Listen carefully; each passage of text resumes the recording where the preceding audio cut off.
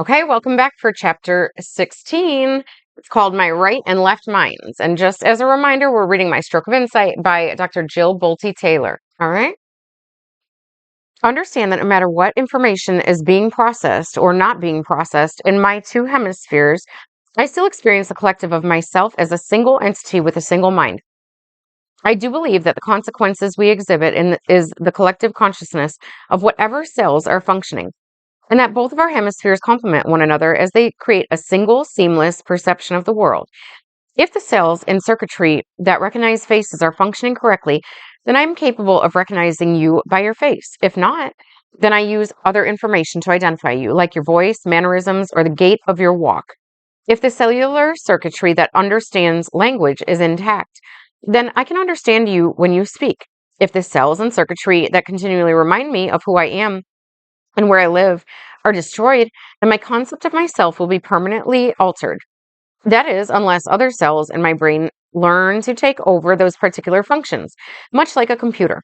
If I don't have a program for word processing, then I can't perform that function.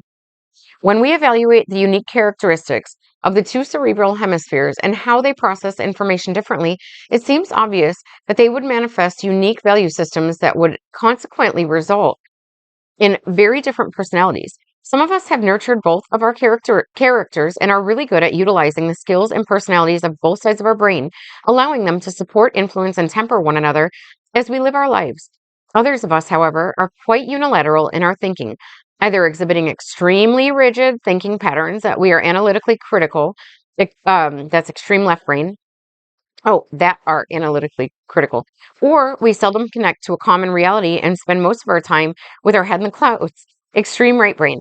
Creating a healthy balance between our two characters enables us the ability to remain cognitively flexible enough to welcome the change, right hemisphere, and yet remain concrete enough to stay a path, left.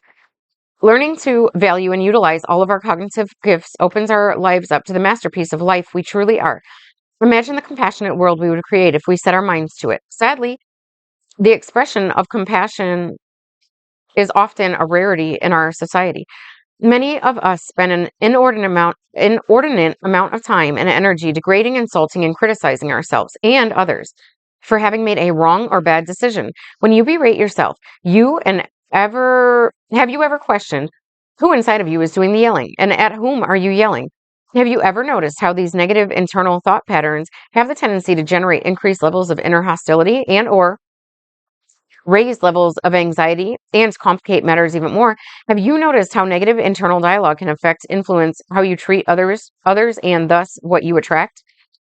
That is very important to learn. As biological creatures, we are profoundly powerful people because our neural networks are made up of neurons communicating with each other, communicating with other neurons and circuits. Their behaviors become quite predictable. The more conscious attention we pay to any particular circuit, or the more time we spend thinking specific thoughts, the more impetus those circuits or those thought patterns have to run again with minimal external stimulation. Okay, so go take a walk instead of overthinking some shit. In addition, our minds are highly sophisticated. Seek and ye shall find instruments. We are designed to focus in on whatever we are looking for. If I seek red in the world, then I will find it everywhere, perhaps just a little in the beginning. But the longer I stay focused on looking for red, then before you know it, I will see red everywhere. Okay, that is manifestation. It's so fucking simple, and it's so easily explained by understanding the brain. It's not magic, all right? My two hemispheric personalities not only think about things differently, but they process emotions and carry my body in easily distinguishable ways.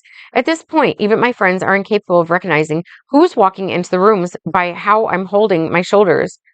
Wait a second. Even my friends are capable of recognizing who's walking into the room by how I'm holding my shoulders and what's going on with that furrow in my brow. Okay. My right hemisphere is all about right here, right now. It bounces around with unbridled enthusiasm and does not have a care in the world. It smiles a lot and is extremely friendly. In contrast, my left hemisphere is preoccupied with details and runs my life on a tight schedule. It is my more serious side. It clenches my jaw and makes decisions based on what it learned in the past. It defines boundaries and judges everything as right or wrong, good or bad. And oh yes, it does that thing with my brow, right? Like where she furrows her brow. My right mind is all about the richness of this present moment. It is filled with gratitude for my life and everyone and everything in it.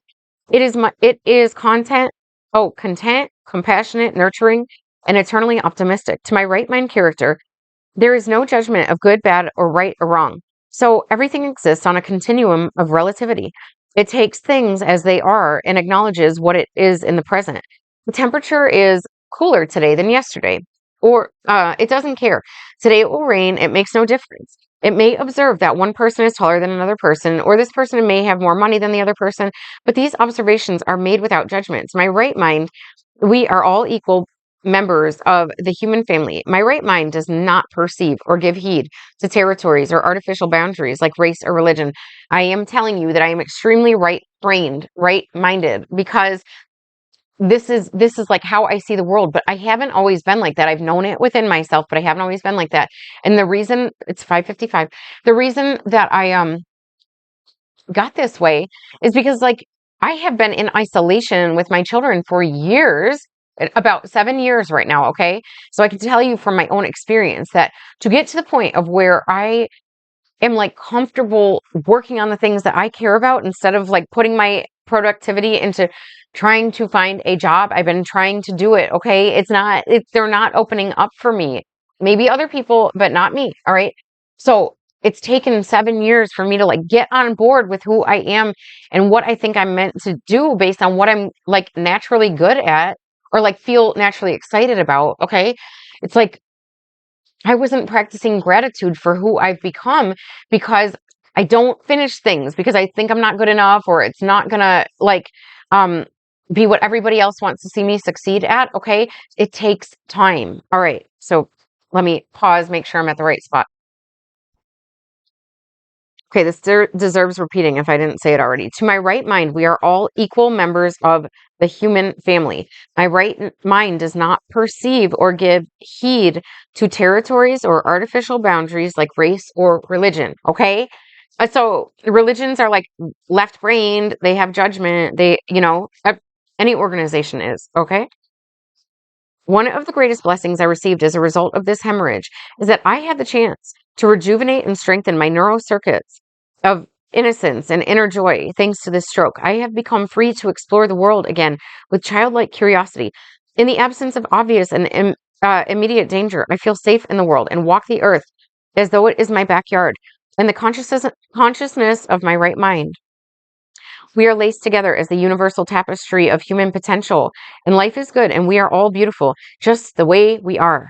My right mind character is adventurous, celebrative of abundance, and socially adept. It is sensitive to nonverbal communication, empathic, and accurately decodes emotion. My right mind is open to the eternal flow whereby I exist at one with the universe. It is the seat of my divine mind, the knower, the wise woman, and the observer. It is my intuition and higher consciousness. My right mind is ever present and gets lost in time.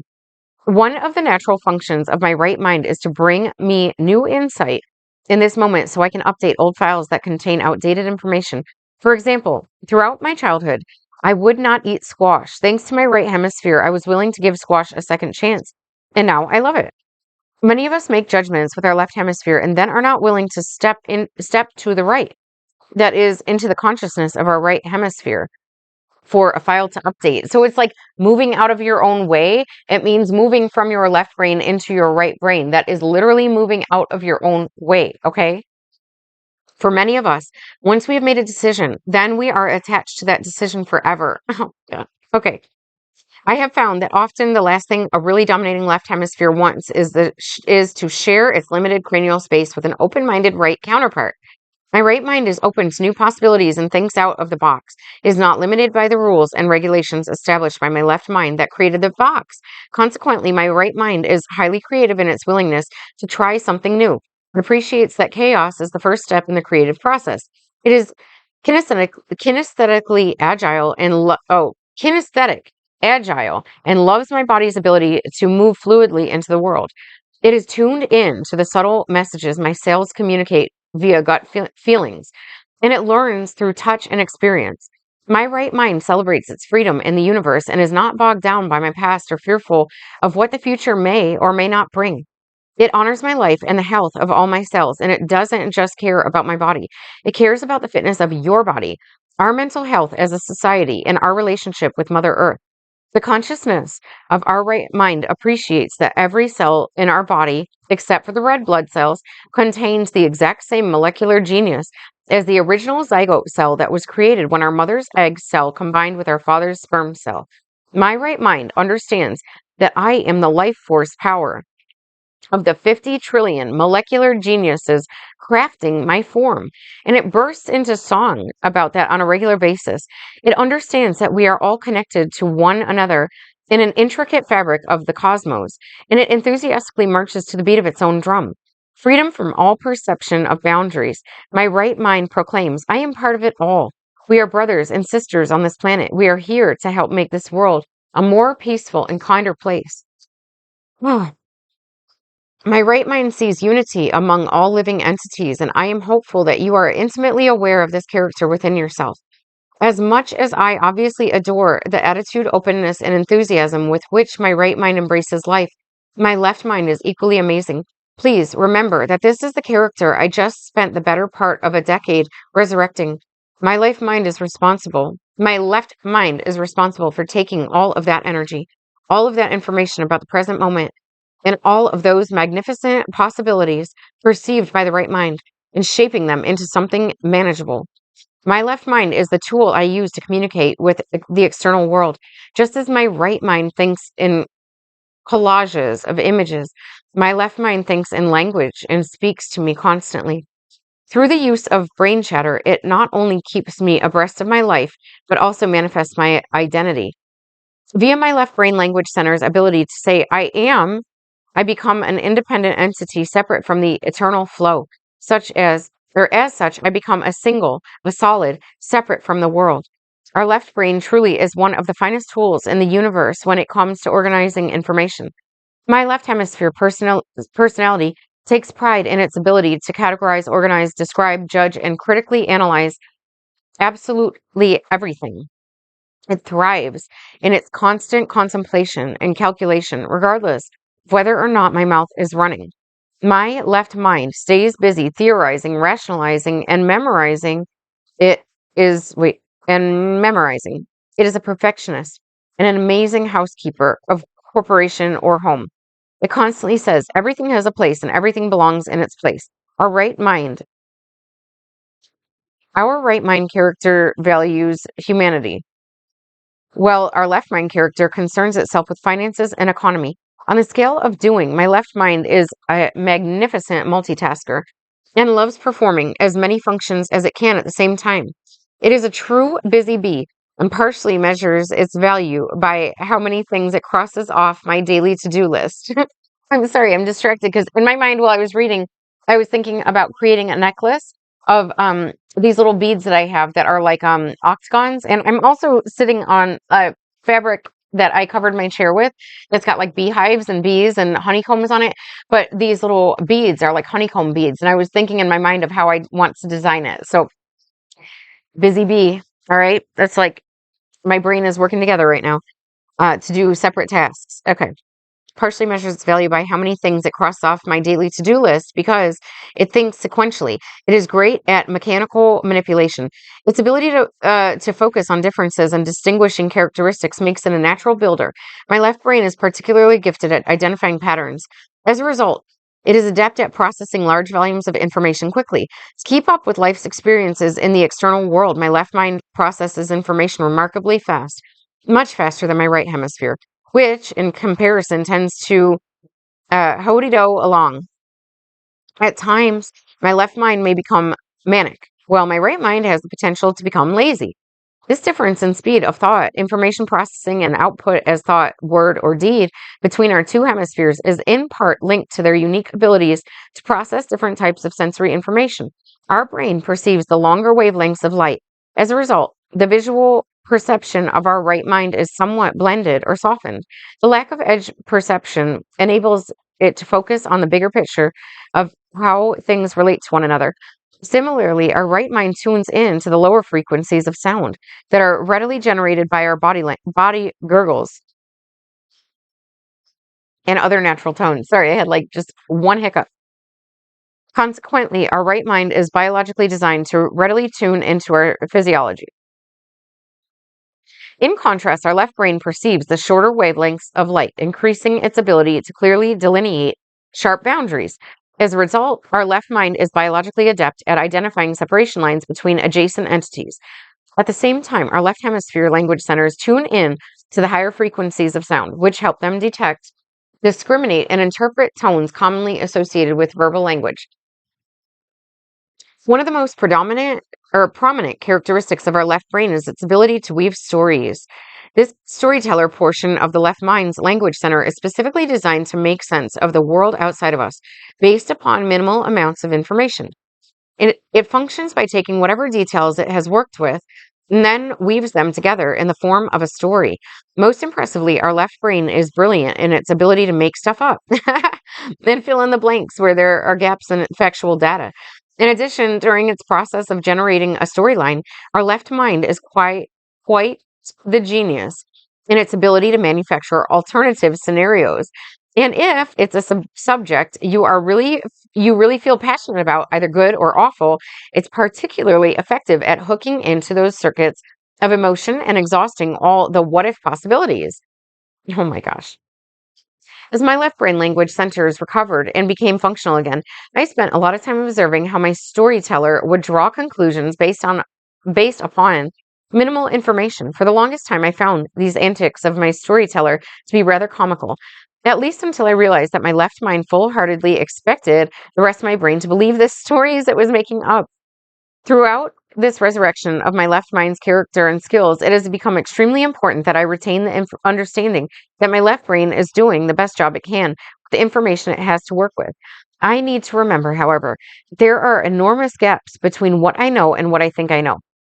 I learned that I need to be very wary of my storyteller's potential for stirring up drama and trauma. Storyteller's potential in her own head, okay? In the same vein, as my left brain enthusiastically manufactured stories that it promoted as the truth, it had a tendency to be manifesting loops of thought patterns that reverberated through my mind over and over again. For many of us, these loops of thought run rampant, and we find ourselves habitually imagining devastating possibilities. Unfortunately, as a society, we do not teach our children that what they need to tend carefully, that what we do not teach our children that they need to tend carefully to the garden of their minds. Without structure, censorship, or discipline, our thoughts run rampant on automatic. Because we have not learned how to more carefully manage what goes on inside of our brains, we remain vulnerable to not only what other people think about us, but also to advertising and or political manipulation. So I'm trying to teach the child within you that's hopefully like, if you are a child, congratulations. I welcome you to this channel. But if you're an adult, you still have a child mind within you, okay? The portion of my left mind that I chose not to recover was the part of my left hemisphere character that had the potential to be mean, worry incessantly, or be verbally abusive to either myself or others. Frankly, I just didn't like the way these attitudes felt physiologically inside my body. My chest felt tight. I could feel my blood pressure rise, and the tension in my brow would give me a headache. In addition, I wanted to leave behind any of my old emotional circuits that automatically stimulated the instant replay of painful memories. I have found life to be too short to be preoccupied with pain from the past. During the process of recovery, I found that the portion of my character that was stubborn, arrogant, sarcastic, and or jealous resided within the ego center of that wounded left brain. This portion of my ego mind held the capacity for me to be a sore loser, hold a grudge, tell lies, and even seek revenge. Reawakening these potential personality traits was very disturbing to the newly found innocence of my right mind. With lots of effort, I have consciously chosen to recover my left mind's ego center without giving renewed life to some of these old wounded circuits. That is the end of chapter 16. Congratulations. I love you. Bye.